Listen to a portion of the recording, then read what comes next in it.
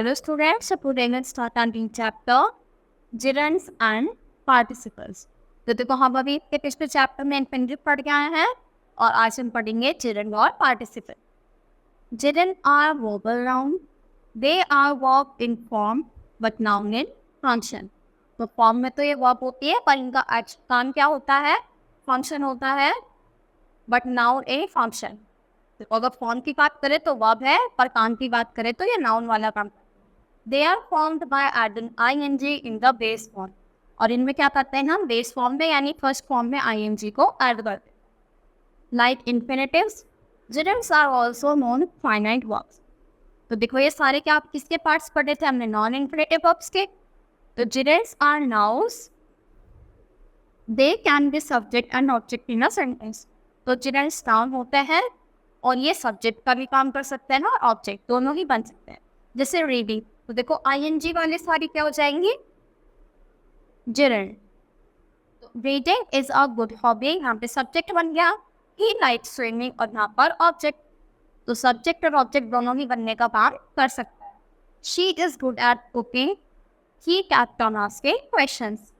So although the infinitive is a form of verb, it can be used as a noun and infinitive can be used in the place of gerund. तो हम क्या कर सकते हैं? gerund की जगह infinitive भी use कर सकते हैं. देखो कैसे? Dancing is her passion. जो डांसिंग है वो उसका क्या है? पैशन.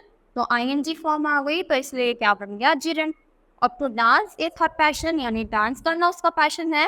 तो टू डांस वाली आ गई यानी टू फॉर्म आ गई तो क्या बन गया? इन्फिनिटिव. ही लाइक्स पेंटिंग यानी gerund और ही लाइक्स टू पेंट. अब यहाँ पर क्या बन गया? ये इन्फिनिटिव. तो सिंपल सा है, अगर ing फॉर्म है तो gerund और टू वाला होता है तो इन्फिनिटिव हो जाता है. The gerund and the present participle tense. So both the gerund and the present participle have the same form ing added to the base form of the verb. The gerund is a noun but the present participle is generally used as a verb and an adjective. तो देखो क्या होता है? gerund और present participle दोनों के and में क्या होता है? ing ऐड होता है. किसमें? Base form. तो running is the good exercise, gerund. और शी इज रनिंग तो क्या हो जाएगा? पार्टिसिपल. तो जब हम क्या करें पूरी डिटेल बताएं तो वो gerund और शी इज रनिंग वो दौड़ रही है तो participle. Running buses don't stop hair. तो जो रनिंग वाली बसेस है वो वहाँ पर नहीं रुकती. He doesn't like running in the morning. तो देखो यहाँ क्या हो रहा है? उसे मॉर्निंग में रनिंग करना पसंद नहीं है. तो पूरा सेंटेंस पता चल रहा है. तो एक इस क्या करेंगे? gerund का काम करेंगे वरना वो क्या बन जाएंगे? पार्टिसिपल. अब हम पार्टिसिपल पढ़ते हैं. A participle is a word that is partly a verb and a partly an adjective. तो क्या होता है? आधा तो वो verb वाला काम करता है और आधा adjective वाला. Verb यानी action और adjective quality. तो इसमें भी क्या होता है? present participle, part participle और perfect participle. तो opening the box, the man found a dagger. In the above sentence, the word opening qualifies the noun man as an adjective does. It is called from the verb open and has an object box. So we can say that the word opening has the properties of a verb and an adjective. It is a participle. The example sentence above begins with the phrase opening the box. It is called a participle phrase. तो देखो ये क्या बन रहा है? Opening the phrase से start हो रहा है और ये क्या हो सकता है? एक फ्रेज बन सकता है जिसका अलग से कुछ मीनिंग नहीं होगा पर सेंटेंस में करते ही उसका मीनिंग हो जाएगा. अब पार्टिसिपल्स के टाइप्स पढ़ते हैं. कितने टाइप्स के होते हैं? 3 टाइप्स के. और इसमें भी क्या होगी? ing फॉर्म होगी. तो I write a girl singing a beautiful song. Lucy feeling unhappy, kept mum. Finishing lunch, we went out.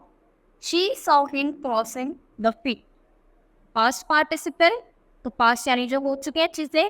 तो invited by him, I joined them. ये किससे ऐड हो जाती है? ed, d, t, en या फिर and. तो invited by him, I joined them. Advised by me, we smoked smoking. We saw trees laden with fruits. She peeped through broken windows. Where third one is present perfect participle. The perfect participle represents an action as completed sometime in the past.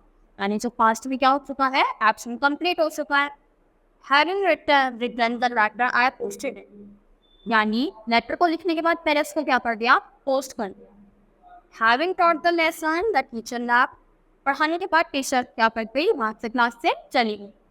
Having return from school she took a nap, school से लौटने के बाद उसने nap लिया यानी सो गया, सो गई क्योंकि शी आया।